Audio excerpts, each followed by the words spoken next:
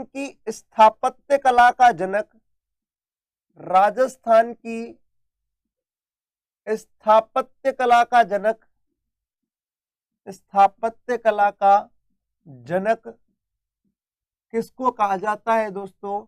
राजस्थान की स्थापत्य कला का जनक कहा जाता है राणा कुंभा को। किसको कहा जाता है दोस्तों? राणा कुंभा को। राणा कुंभा कहां के शासक थे दोस्तों? आप सबको पता है, मेवाड़ के। कहां के शासक थे? मेवाड़ के। राजस्थान की स्थापत्य कला का जनक राणा कुंभा को कहा जाता है। और राणा कुंभा कहां के शासक थे दोस्तों? मेवाड़ के शासक थे। इसके अलावा भी दोस्तों अपन बात करें, राजस्थान में शुक्र नीति के अनुसार दुर्गों को 9 श्रेणियों में बांटा गया है।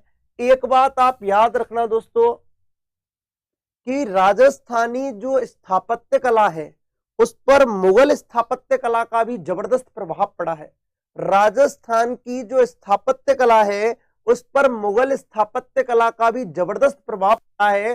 तो याद रखना, ढंग से याद रखना इस बात को कि राजस्थानी यानी कि राजपूती प्लस मुगलों की शैलियों के प्रभाव से मिक्सअप रूप से बने हुए दुर्ग या स्थापत्य के किसी भी चीज को या तो मुगल राजपूत शैली कहते हैं या इंडो सार्सेनिक पद्धति में बनी हुई स्थापत्य कला के नाम से जाना जाता है। अपन बात करें नेक्स्ट पॉइंट की कि भाई फर्ग्यूसन ने, यानी कि अपन देखें मुगलों की स्थापत्य कला को या मुगलों की स्थापत्य कला के प्रभाव में, मुगलों की स्थापत्य कला के प्रभाव में राजस्थान में बनी इमारतों को फर्ग्यूसन ने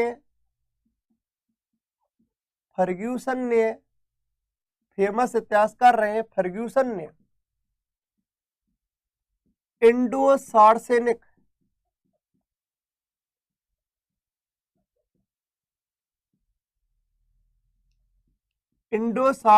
शैली का नाम दिया। इंडो सार्सेनिक शैली का नाम दिया। इंडो सार्सेनिक शैली का क्या दिया? नाम दिया। ढंग से समझे, राजस्थान की स्थापत्य कला का जनक राणा कुंभा को माना जाता है। दोस्तों स्क्रीन यानी कि सारे के सारे लाइक जरूर कर दें। राजस्थान की स्थापत्य कला का जनक राणा कुंभा को माना जाता है। मुगलों की स्थापत्य कला के प्रभाव में राजस्थान में बनी इमारतों को फर्ग्यूसन ने इंडो सार्सेनिक शैली क्या नाम दिया है? नाम दिया है। इसके अलावा भी दोस्तों अपन बात कर लें, सबसे बड़ी बात यहां, सीताराम जी राम राम भाई, आगे अपन बात करें स्थापत्य कला का जो भी है फर्ग्यूसन ने नाम दे दिया भाई, ये तो कोई सार्सेनिक शैली या कोई भी शैली। इसके अलावा भी बात करें, सबसे बड़ा स्थापत्य कला यानी कि ऐसा कहते हैं वीर विनोद के लेखक श्यामल दास ने, या मैं कह दूं वीर राजा श्यामल दास के अनुसार,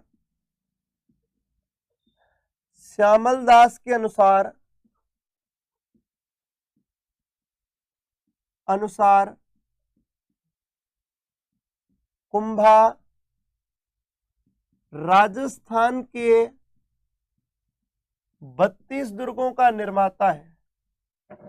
32 दुर्गों का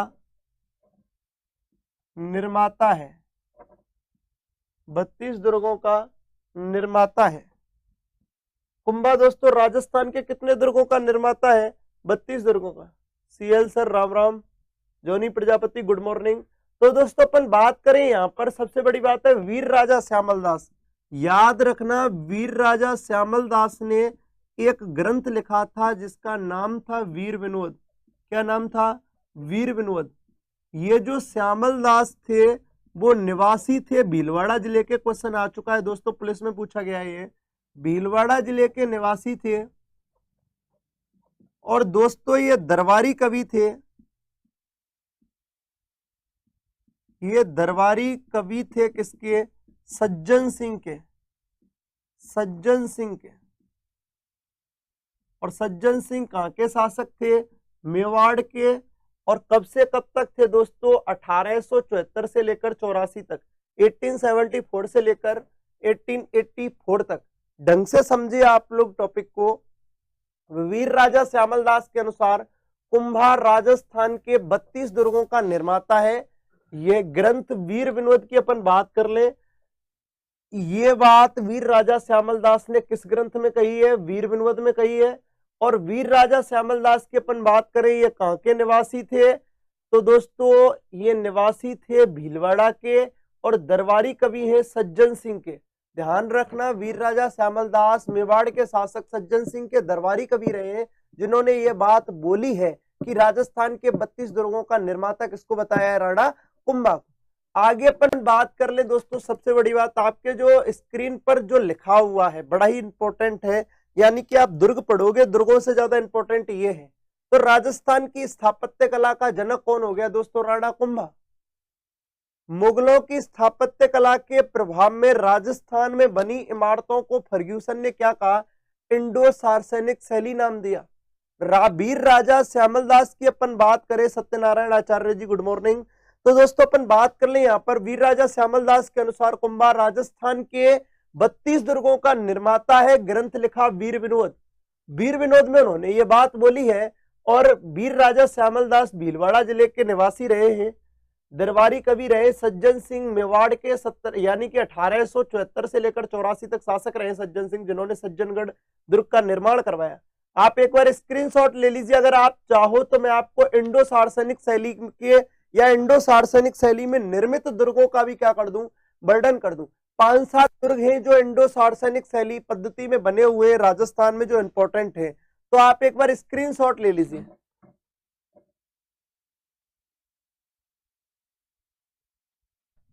ये इंडो सार्सेनिक शैली देख लेते हैं अपन, कौन कौन से दुर्ग बने हुए हैं।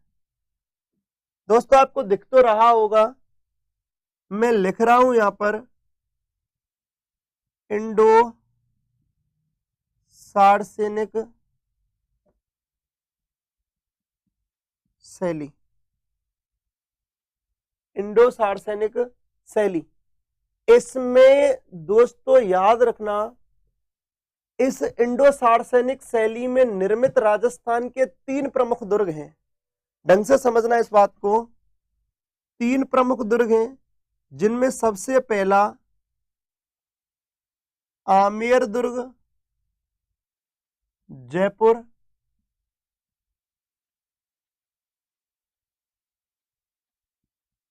जूनागढ़ दुर्ग बीकानेर,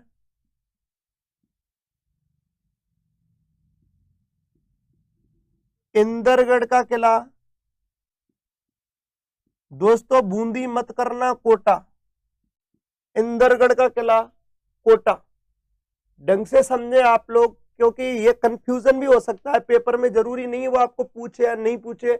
वो आपको मुगल और राजपूत शैली नाम ना लेकर वो सीधा कह दे राजस्थान का कौन सा किला इंडो सार्सेनिक पद्धति में बना हुआ है या इंडो सार्सेनिक पद्धति में निर्मित है। तो आपको 3 नाम लेने हैं, आमेर दुर्ग जयपुर, जूनागढ़ दुर्ग बीकानेर और इंदरगढ़ किला कोटा। तो आपके सामने काफी बड़ी लिस्ट है, आप लोग एक बार स्क्रीनशॉट ले लीजिए।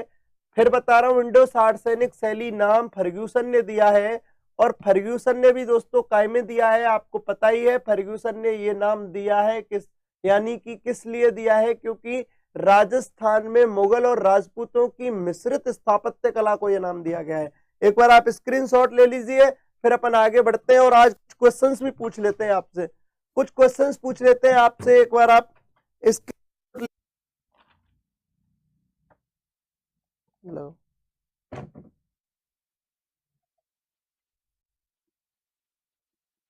के अनुसार दुर्गों की 9 श्रेणी है। ढंग से समझना दोस्तों, शुक्र नीति के अनुसार दुर्गों की 9 श्रेणियां हैं। शुक्र नीति के अनुसार दुर्गों की 9 श्रेणियां बनाई गई हैं, अर्थात लगभग जो क्वेश्चन आता है आपका वो यहीं से आता है कि शुक्र नीति के अनुसार। गुड मॉर्निंग दोस्तों। आगे अपन देखें, सबसे पहले उन श्रेणियों का विभाजन देखें। तो सबसे पहले अपन ने देखा स्थल दुर्ग, दूसरा जल दुर्ग,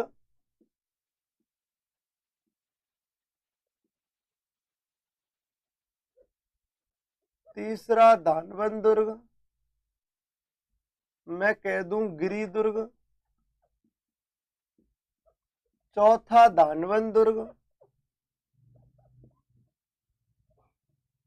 दानवन दुर्ग,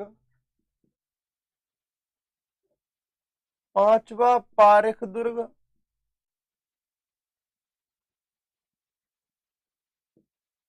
छठवा पारित दुर्ग,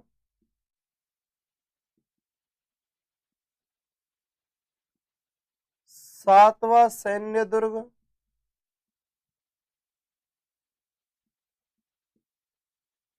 आठवां सहाय दुर्ग,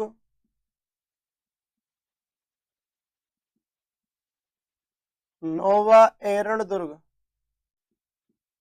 नौवा दोस्तों एरण दुर्ग। हम इन दुर्गों की बात कर रहे थे, 9 श्रेणियों की बात कर रहे थे। गुड मॉर्निंग दोस्तों। तो दोस्तों शुक्र नीति के अनुसार दुर्गों की अपन ने 9 श्रेणियां देखी, यानी कि सीधे सीधे श्वेता मैडम गुड मॉर्निंग, पूजा मीणा गुड मॉर्निंग, मनीषा जी राधे राधे, मंजू धाकड़ गुड मॉर्निंग, केवी मंडा मीणाओं का, इधर देखो रामेश्वरम सवाई माधोपुर, ठीक है केवी मंडा जी, अब थोड़ा पढ़ लो इसको। सुबह सुबह से क्लास स्टार्ट होने से पहले तुम्हारे क्वेश्चन चालू हो जाते हैं। टॉपिक वाइज गाँव का प्रयागराज, वेरी गुड। अरे ये यार तुम लोग सुबह सुबह से पता है कोई टॉपिक चल रहा है, नए नए क्वेश्चन ले आते हो। मीणाओं का दोस्तों 9 श्रेणियों की बात करें, उनमें सबसे पहली श्रेणी है स्थल दुर्ग, दूसरा जल दुर्ग, तीसरा गिरी दुर्ग, चौथा दानवन दुर्ग, पांचवा पारिख दुर्ग, छठवा पारित दुर्ग, सातवां सैन्य दुर्ग, आठवां सहाय दुर्ग और नौवा एरण दुर्ग। तो स्थल दुर्ग, जल दुर्ग, गिरी दुर्ग, धानवन दुर्ग, पारिख दुर्ग, पारित दुर्ग, सैन्य दुर्ग, सहाय दुर्ग और एरण दुर्ग। आगे अपन बात करें दोस्तों दुर्गों की श्रेणियों की, तो सबसे पहली बात ये होते क्या है। स्थल दुर्ग क्या होता है दोस्तों, वह दुर्ग जो जमीन ऑब्लिक समतल समतल पर बना हो। किस श्रेणी में आता है, स्थल दुर्ग की श्रेणी में आता है। वह दुर्ग जो जमीन या समतल पर बना हुआ हो, स्थल दुर्ग की श्रेणी में आता है। आगे अपन बात करें नेक्स्ट पॉइंट की, वह दुर्ग जो जमीन या समतल पर बना हो कौन से दुर्ग की श्रेणी में आता है, स्थल दुर्ग की श्रेणी में आता है। नेक्स्ट पॉइंट की बात कर ले दोस्तों, भरतपुर दुर्ग, अकबर का किला,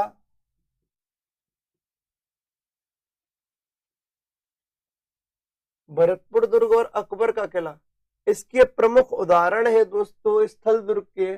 जल दुर्ग की बात करें, जल दुर्ग को औदक दुर्ग या औदक दुर्ग के नाम से भी जाना जाता है। ध्यान रखना दोस्तों, जल दुर्ग को एक और नाम दे सकते हैं औदक दुर्ग, औदक दुर्ग। दोस्तों याद रखना वो है दुर्ग जो नदियों के संगम स्थल पर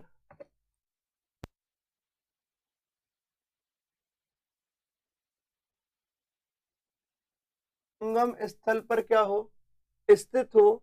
कौन सा दुर्ग कहलाता है, जल दुर्ग कहलाता है। और मैं आपको बता देना चाहता हूं कि राजस्थान में जल दुर्ग का बेहतरीन उदाहरण है कौन सा दुर्ग, गागरोण दुर्ग, गागरोण दुर्ग और भैंसरोडगढ़ दुर्ग, गागरोण दुर्ग और भैंसरोडगढ़ फोर्ट। याद रखना दोस्तों, वह दुर्ग जो नदियों के संगम स्थल पर बना हो क्या कहलाता है, यानी कि जल दुर्ग या औदक दुर्ग की श्रेणी में आता है। ऐसे राजस्थान के 2 प्रमुख दुर्ग हैं, गागरोण दुर्ग और भैंसरोडगढ़ दुर्ग।